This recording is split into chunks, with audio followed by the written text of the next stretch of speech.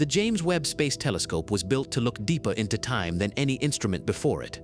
Its mission was straightforward in concept: extend humanity's reach to the earliest eras of the universe, capture the faint light of its first galaxies, and give us a clearer picture of how it all began. But what it is delivering is not simply clarity, it is disruption. Each observation is like a stone dropped into the calm pond of established science, sending ripples through theories once thought unshakable. If you're still watching, subscribe now. You crave more than answers. You seek what lies beyond. Subscribe now and be part of the few who never stop searching. From its first deep field images, Webb began revealing galaxies that should not exist. Not yet, not according to the timelines we have trusted for decades. The standard cosmological model predicts that in the first few 100 million years after the Big Bang, the universe should have been a turbulent, chaotic expanse. Matter should still have been collapsing under gravity's pull, stars just beginning to ignite, galaxies still in their awkward infancy. Instead, Webb's powerful infrared eyes are seeing mature systems, spiral structures, heavy elements, and organized star populations appearing just 300 million years after the supposed birth of the cosmos. This is not just early, it's impossibly early. The presence of these mature galaxies forces uncomfortable questions. How did they form so quickly? Where did they acquire such heavy elements when stellar processes take time to produce and distribute them? The answers are not yet clear. Some suggest that our estimates of cosmic timescales are wrong, that the universe may be older than we think. Others believe that the physics of star and galaxy formation is incomplete, that there are pathways to rapid development we have yet to uncover. But galaxies are only part of the story. Webb has pulled back the curtain on the vast architecture of the universe itself, the cosmic web. This immense network of filaments, stretching across hundreds of millions of light years, is the skeleton of the cosmos, connecting galaxies into clusters and superclusters. We've known about its existence, but Webb is mapping it with unprecedented precision, revealing that it is far more intricate and orderly than expected. In the standard picture, these filaments are shaped by the gravitational influence of dark matter, invisible scaffolding around which normal matter gathers. But the crispness of these structures, the way they seem almost too neatly connected, hints at something more. Some of the newly revealed filaments are colossal, vast tendrils of galaxies winding through space in patterns that repeat on scales previously thought impossible. These filaments are not just threads of galaxies, they are rivers of matter and energy, channels through which the universe appears to direct its own growth. The regularity of their structure has led some physicists to speculate that dark matter might not be the inert, featureless substance we imagine. It may have properties, interactions, even forms of organization that we have yet to observe directly. One of Webb's most striking gravitational lensing discoveries is a nearly perfect Einstein ring, light from a background galaxy, bent into a flawless circle by the gravity of a massive foreground galaxy. The precision of the ring's shape suggests an enormous amount of mass, much of it dark matter, arranged with uncanny symmetry. That symmetry should be messy in reality, disturbed by the clumpiness of dark matter and the uneven pull of normal matter. The perfection here is, to many, a red flag that we are missing something fundamental in our models of mass distribution. And then there are the anomalies that defy even the comfort of dark matter explanations. In 2025, Webb detected rhythmic pulses of light emanating from seemingly empty regions of space, regions with no visible stars, galaxies, or obvious sources of energy. These pulses were not random, they were regular, almost metronomic. The wavelengths and intervals did not match any known astrophysical process like pulsars or magnetars. The immediate speculation ranged from natural phenomena we have yet to identify to the far more provocative idea that these pulses could be artificial, some form of interstellar communication or beacon. While the scientific community is cautious, the mere possibility is enough to ignite debate. If these pulses are natural, they may represent an entirely new category of cosmic event, one that could open fresh insight into how energy and information propagate through space. If they are artificial, then Webb may have stumbled onto the first evidence of an intelligent presence beyond Earth, one that speaks not in radio waves but in light. Adding to the strangeness is the growing attention to the cyclical universe hypothesis. In this framework, the Big Bang was not the beginning of everything, but simply the latest phase in an eternal cycle of expansion and contraction. Some cosmologists believe that gravitational imprints from past cycles could persist into the current one, embedded in the large-scale structure of space. Webb's deep imaging capabilities are allowing scientists to hunt for these imprints, subtle patterns in the cosmic web, faint alignments in the distribution of galaxies, or anomalies in the cosmic microwave background. If confirmed, such evidence would upend the entire narrative of cosmic history, replacing the idea of a singular creation event with an infinite chain of rebirths. And then there is the most provocative comparison of all: the striking similarity between the large-scale structure of the universe and the human brain. Studies mapping the distribution of galaxies in the cosmic web and neurons in the cortex have found that both systems organize according to principles of efficiency and connectivity. The similarities go beyond appearance. They extend to the mathematics describing their networks. While the brain's filaments transmit electrical impulses, the universe's filaments channel matter, energy, and perhaps even information. Could it be that these patterns reflect a universal principle, that complex systems, regardless of scale, evolve towards certain optimal forms of connectivity? This possibility adds weight to an emerging view of the cosmos, not as a cold, lifeless expanse, but as a dynamic, self-organizing system. In such a view, the laws of physics are less like fixed commandments and more like adaptive algorithms, shaping the universe toward complexity and stability. Life then might not be a rare accident, but a recurring feature of these algorithms, arising wherever the conditions are right. The James Webb Space Telescope is not proving these theories outright, but it is making them harder to dismiss. Every anomaly it uncovers chips away at the neat linear story of cosmic evolution. It is revealing a universe that matures faster, organizes more cleanly, and perhaps thinks more deeply than we have dared to imagine. The implications stretch far beyond astronomy. If the universe is more ordered and interconnected than our current models allow, then our place within it must also be reconsidered. We are not isolated observers, drifting in an indifferent void. We are part of the very network Webb is revealing, made of the same matter, following the same patterns, subject to the same unseen forces. And as Webb continues to look deeper, one truth becomes clear: the cosmos has not yet told us its full story. The chapters we thought we understood, the birth of galaxies, the nature of dark matter, the fabric of space, are being rewritten in real time. Somewhere in those faint, ancient photons streaming into Webb's mirrors lies the next great revelation. It may confirm our boldest theories, or it may force us to start again from first principles. Either way, the telescope has done what no instrument before it has managed. It has shaken the foundations of our cosmic understanding, reminding us that the greatest discoveries are the ones that leave us with more questions than answers. The James Webb Space Telescope was supposed to be a tool for refinement, not revolution. The assumption was simple: it would take the models we already had and fill in the gaps, confirm our timelines, strengthen our confidence in the big picture. But reality has been far less accommodating. Instead of a neat validation, Webb has delivered an escalating series of shocks, each one pulling at the threads of our most established ideas until the whole tapestry starts to fray. From the moment Webb's first full datasets began streaming in, it was clear that the early universe was not behaving according to plan. Mature galaxies, large, well-structured, chemically enriched, were not supposed to appear until billions of years after the Big Bang. Yet Webb is seeing them just a few 100 million years into cosmic history. This isn't just a question of speed, it's a question of possibility. To produce the heavy elements Webb is detecting, generations of stars would have needed to live, die, and seed their surroundings with metals. That should take far longer than the time available in these early epochs. So how did the universe pull it off? The simplest answer is that our timelines are wrong. But that explanation requires us to recalibrate the entire clock of cosmic evolution, which would ripple into every other part of cosmology.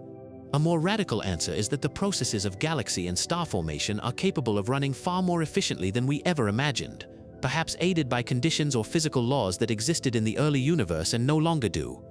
Then there is the issue of scale. Webb isn't just seeing isolated galaxies, it's mapping their distribution, revealing that the cosmic web was already well developed at astonishingly early times.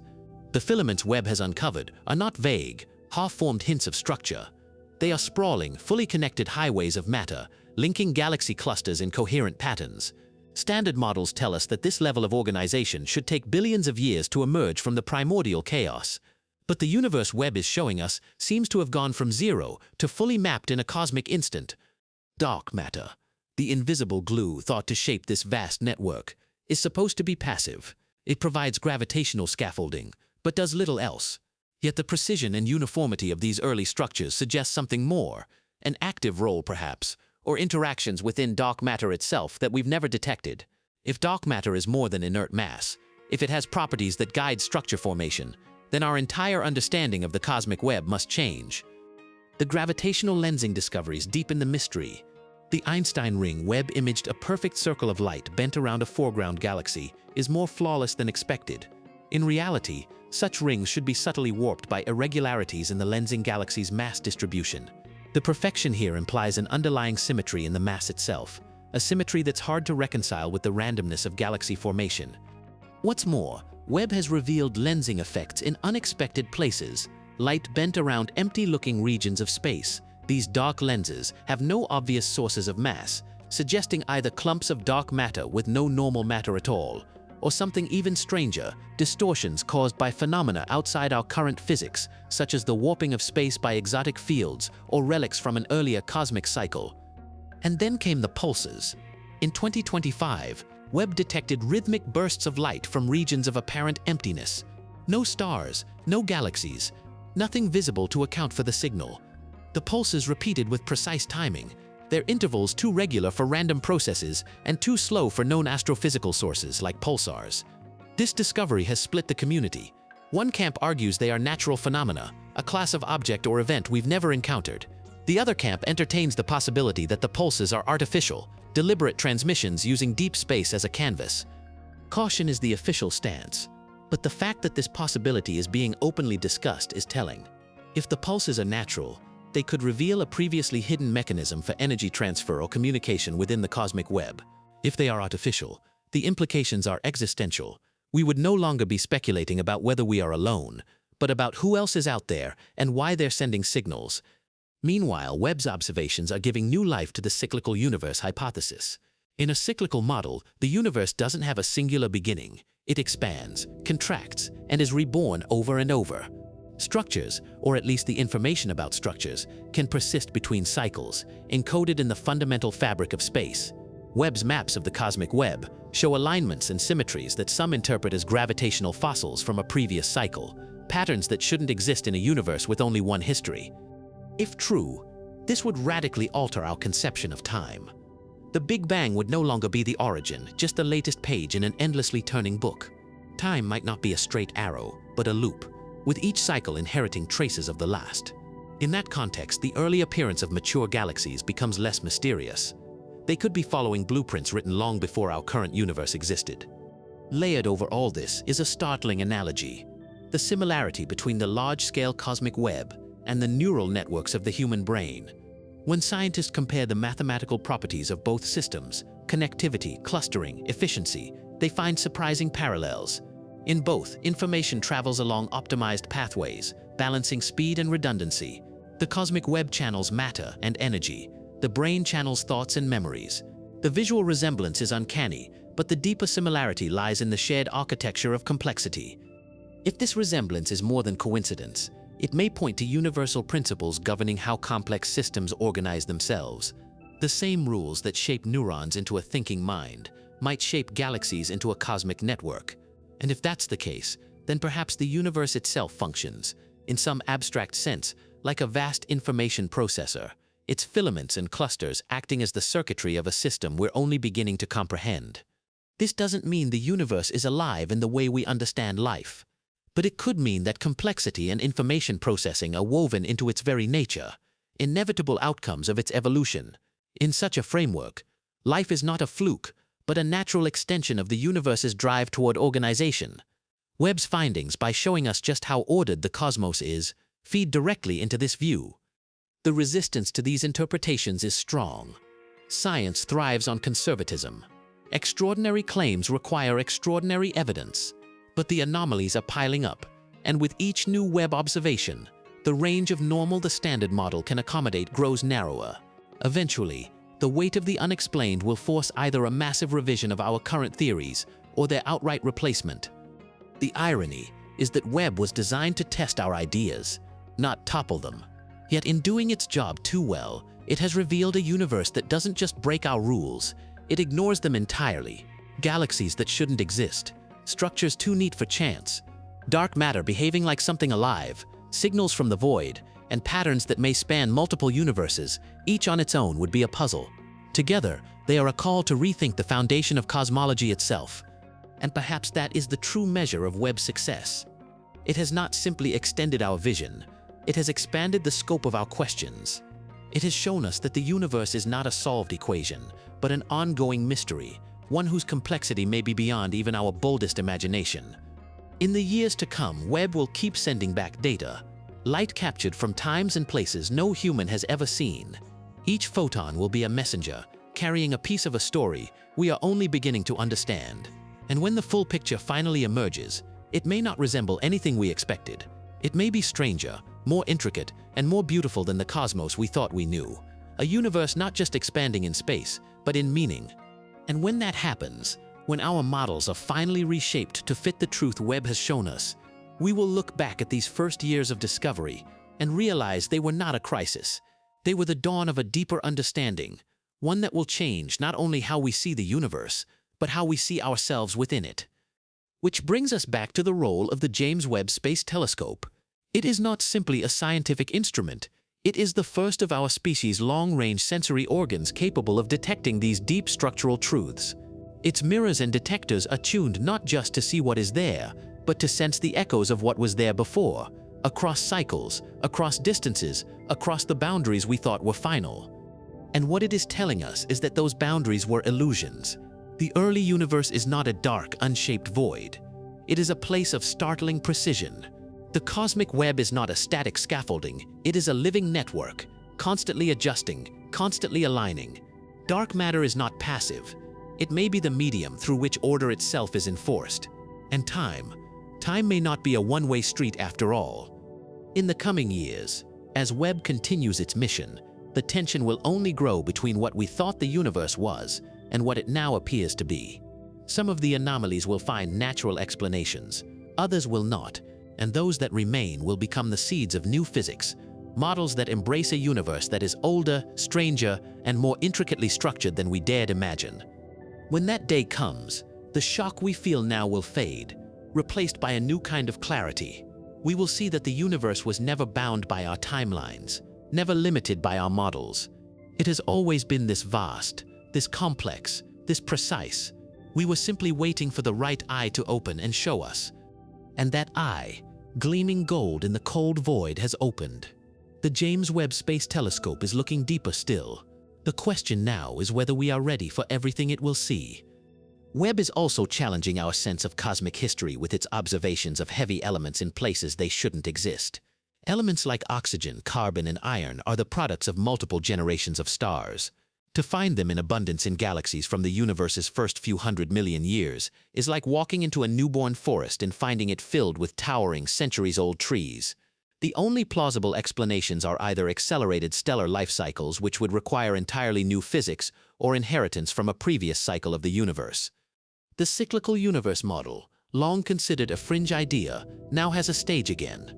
In this model, each Big Bang is less a singular creation event and more like a renewal, with information from the previous cycle leaving subtle fingerprints in the next. Webb's high-resolution mapping of large-scale structures may already be picking up on these fingerprints, slight asymmetries in the cosmic web that are consistent across vast distances, as if written into the code of space-time itself. Some scientists are cautious about going too far with such interpretations, but the parallels to other complex systems are too compelling to ignore. The resemblance between the cosmic web and the neural structure of the human brain is not just visual, it's mathematical. Both systems maximize connectivity while minimizing the energy cost of maintaining that network. Both rely on nodes, galaxies in the cosmos, neurons in the brain connected by filaments that act as highways for information or matter. The implication here is staggering. The same rules that govern the architecture of the brain might govern the architecture of the universe. Complexity may be a universal constant, arising wherever matter and energy are allowed to evolve without interference. In this view, the universe is not a chaotic accident, but a self-optimizing system, one that in some form may even be aware of itself. That last idea is, understandably, controversial, but Webb's findings give it more room to breathe. If the universe operates by principles that naturally favor the emergence of complexity, then life and intelligence are not rare anomalies. They are inevitable outcomes. And if they are inevitable here, they are inevitable everywhere. The cosmic web may not just be a network of galaxies. It may be a network of observers, each in their own time and place, discovering the same patterns, wrestling with the same questions.